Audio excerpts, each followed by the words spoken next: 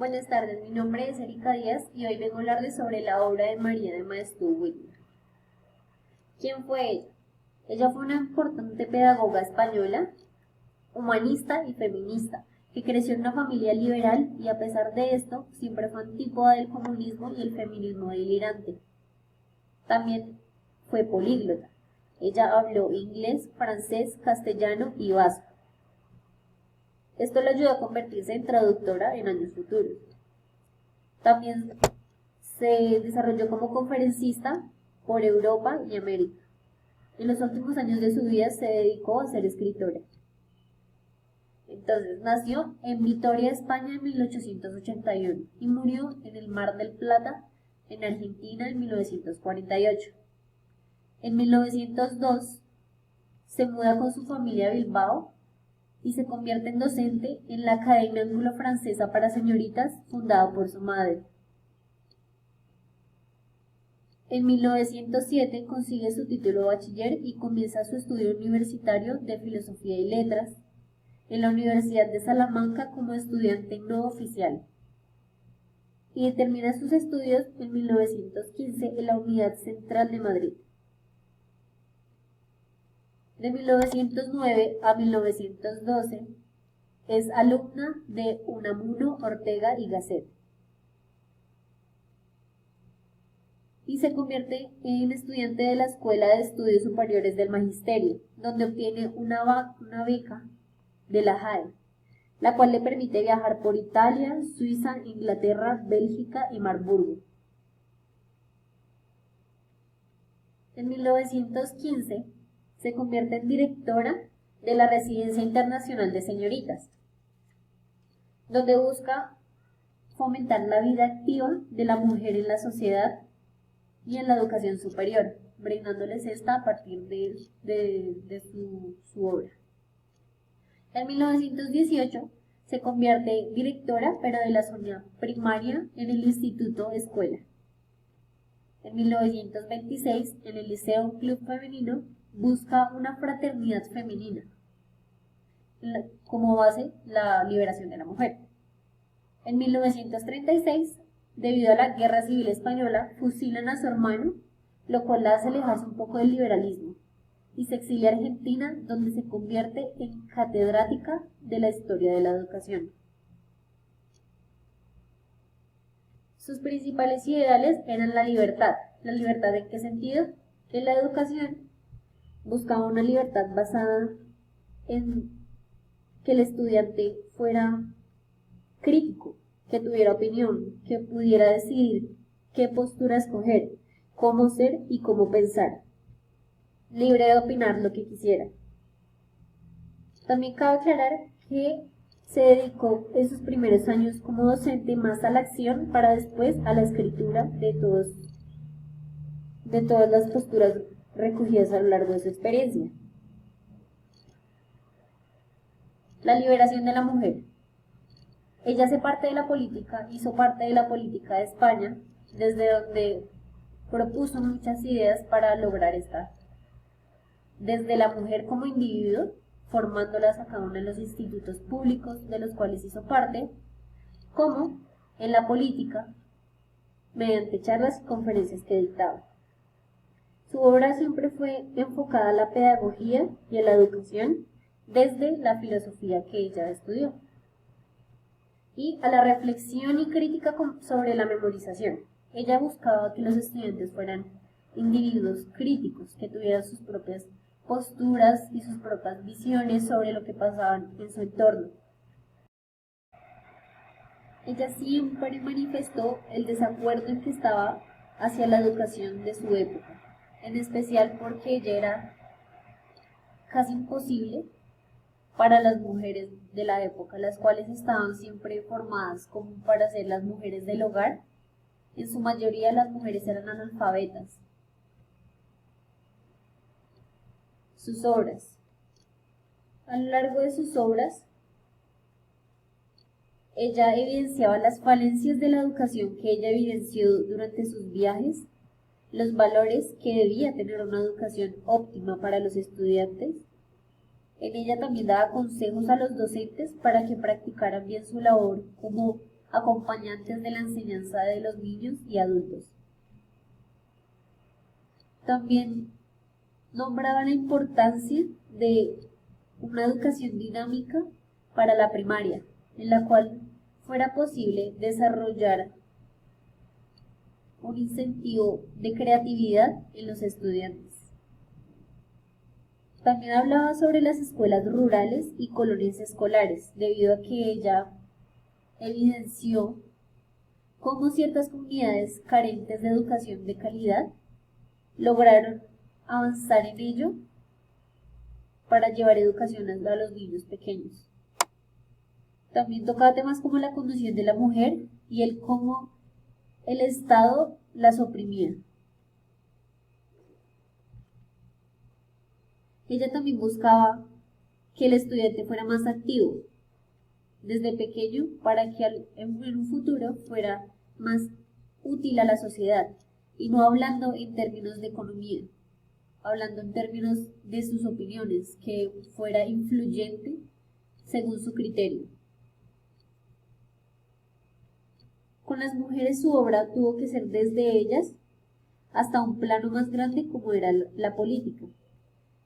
En todas las instituciones públicas en las cuales colaboró, fomentaba que ellas vieran y participaran en el arte, en conciertos, en debates, en conferencias. Y ella no culpaba ni a los docentes ni a los estudiantes, sino al sistema. También se dedicó a divulgar el pensamiento de su hermano Ramiro, y ciertas de sus obras están aquí.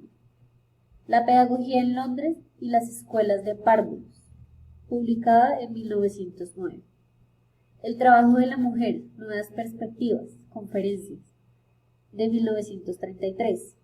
El problema de la ética, la enseñanza de la moral, de 1938. Historia de la cultura europea, la edad moderna, grandeza y servidumbre, de 1941.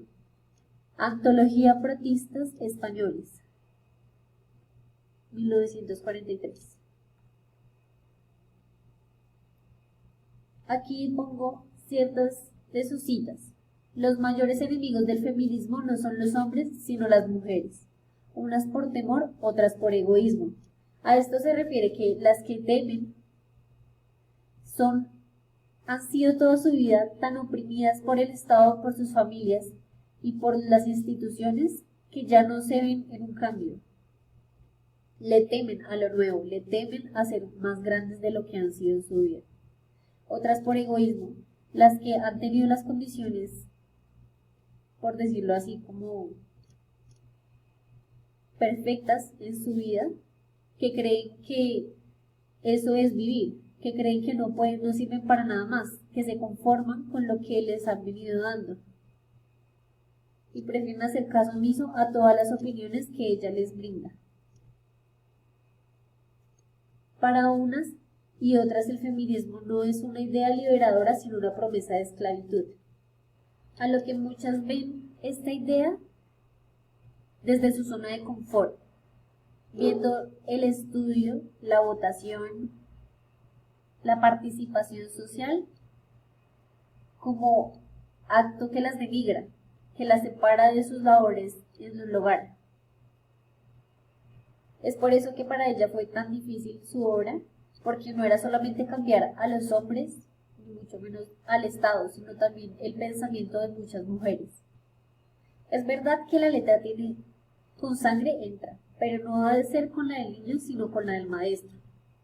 A esto hace referencia que el estudiante no es quien debe matarse la cabeza en un salón de clases, sino que el maestro también debe buscar la forma de que sus métodos sean eficaces para el estudiante, que si hay falencias puede que no siempre sean del estudiante, sino también de su parte, quien debe adaptarse a las necesidades de cada estudiante como individuo.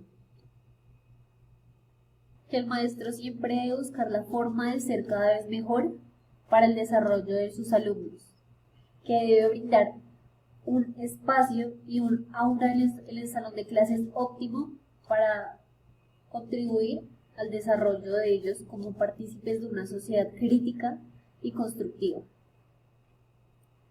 En la política se puede ver que ella contribuyó hablando y dirigiéndose a bastantes políticos para establecer una reforma que beneficiara a la mujer y a su participación social. Culturalmente hablando, en su honor en España existe una distinción que se llama la Unidad de Excelencia María de Maeztu, la cual es dada a instituciones públicas que logren un impacto en el desarrollo social del país. También existe un certamen literario llamado María de Maeztu y existe un premio María de Maeztu a buenas obras sociales. Todo esto debido a que en su país la reconocieron como una mujer que tuvo gran impacto social y que merece ser recordada por sus buenas obras, así como a ella le hubiera gustado ser partícipe o incluso nomás poder ver cómo el pueblo se levanta su voz y se une para lograr un bien común. Hoy en día siguen en pie muchas de las instituciones en las cuales ella contribuyó, haciéndole honor cada vez que tratan bien a sus estudiantes, cada vez que prefieren el bienestar del estudiante sobre los ideales del país, sobre los ideales políticos, sobre las imposiciones culturales religiosas. También cabe aclarar que la educación que ella buscaba era laica. En la educación también fue bastante importante porque a los finales del siglo XIX para las mujeres de su país era inaccesible la educación, sobre todo la educación superior. Si ellas querían acceder a esto, tenían que vestirse como hombres. Otra de las razones por las cuales la mayoría eran analfabetas. Ella incentivaba una educación científica, diversa en cultura, laica, tolerante, social y ética, basada en ciertos pensamientos liberales, democrático, republicano y socialista. Ella obtuvo varios reconocimientos. Por ejemplo, fue nombrada profesora numeraria de la Escuela Superior de Maestras de Cádiz en 1912 durante su paso por el magisterio. Fue nombrada miembro correspondiente de la Hispanic Society of America en 1919. También fue nombrada profesora honoraria de la Universidad de México y profesora extraordinaria de la Columbia University en Nueva York. Por parte de la Smith College fue nombrada doctora honoris y fue consejera política de su país por muchos años. Aparte de su participación y su paso por Oxford, por La Habana y por Londres. Después de todo esto, quisiera hacerles algunas preguntas. ¿Has alguna vez evidenciado una educación carente de valores que fomenten la igualdad? Les quisiera compartir mi experiencia, en la cual yo digo que sí, que yo he evidenciado la separación de género tan drástica que se da en los colegios, evidenciada en los uniformes, en las filas de mujeres y hombres, cuando realizan charlas de carácter femenino y le piden a los hombres que se salgan, creándole ellos un tabú que los hace ajenos a los temas femeninos, donde inconscientemente los convierten en seres machistas. Cuando les hablan de las profesiones y les dicen cuál es apta para cada género. Ahora, ¿es realmente neutral esta educación que nos han vendido? En la cual dicen que existe igualdad de género, en la cual dicen que no hay exclusión por temas de género, de sexo, de religión, abarcando muchos temas, no solamente el feminismo, incluso de postura política, donde tú aparentemente puedes opinar lo que quieras, puedes responder según tus ideales, pero donde tú sabes que si respondes algo que no es lo que ellos quieren que tú respondas, estás mal, que eres tú el que está mal, no el sistema que te quiere infundir ideas en tu cerebro que tú no hubieras pensado de no ser por ellos. donde te ven igual a los demás alumnos sin considerar los trasfondos sociales, la vivencia de cada uno, las experiencias, el estado económico, la familia, ciertas cosas donde a ti te deshumanizan para convertirte en un número más, en un alumno más, en una nota. Un sistema que nos ha vendido la idea de que la educación es equitativa a todos los estratos sociales, donde todos tienen la misma cantidad de oportunidades y la misma calidad de educación. Y por último, ¿cómo aportarías tú como docente al desarrollo de una comunidad que defienda la equidad de género? Aquí también me gustaría que lo reflexionaran no solo desde la equidad de género, sino desde la igualdad social, en términos generales. Gracias por su atención.